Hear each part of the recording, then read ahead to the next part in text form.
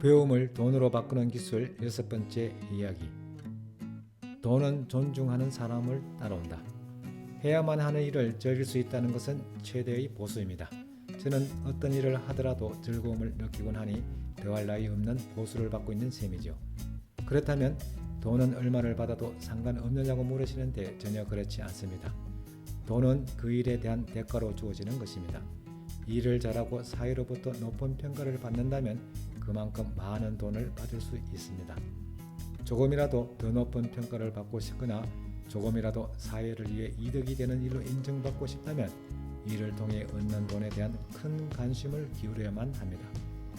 많은 돈을 벌었다는 것은 그만큼 그 일로 인정받았다는 증거이기 때문이죠.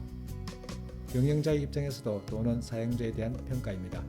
일을 잘 해냈다면 특별 상여금을 주거나 승급을 시켜서 그 공적에 알맞은 보상을 하게 됩니다. 그런 의미에서 저 역시 재산을 늘리고 말고의 문제를 떠나 일을 하는 이상 언제나 조금이라도 더 많은 돈을 받을 수 있기를 희망합니다. 돈에는 물건을 사는 것 이상의 힘이 감추어져 있다고 봅니다.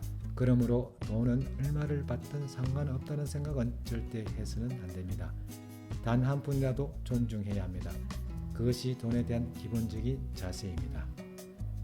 돈이 전부라고 말하고 싶지는 않습니다. 하지만 인생에서 돈의 중요성이 무척 높다고 단언할 수는 있습니다. 아니, 그럴 수밖에 없는 것이 현대 사회입니다. 옛날에는 자신이 먹을 것을 가지고 태어난다고들 말했습니다.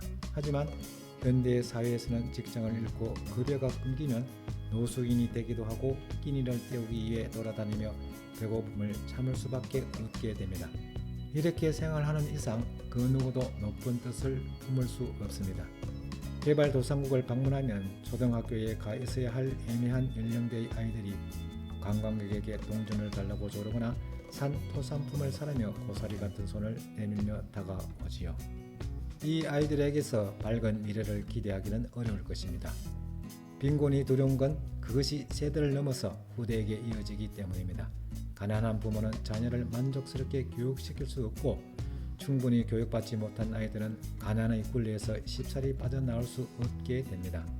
현대사회에는 계급이 존재하지 않지만 빈곤은 연쇄적으로 계승되며 발목에 보이지 않는 족쇄를 치웁니다. 흔히 돈을 입에 담는 것을 천박하다거나 품위가 없다며 경시하는 풍조가 있는데 이해하기 힘듭니다. 물론 돈이 전부라 여기고 악착같이 매달리는 것은 문제가 있습니다. 그러나 돈이 소중하다는 사실을 인정하고 돈을 좋아하며 돈을 원한다고 솔직하게 말하면서 행동에 옮기는 것은 정직한 자세입니다. 이런 정직함은 잠재의식에 좋은 인상을 심어주게 됩니다. 소망이 좋은 모양새로 잠재의식에 이식되면 그 소망을 실현해 줄 수 있는 돈이 반드시 수중에 들어옵니다.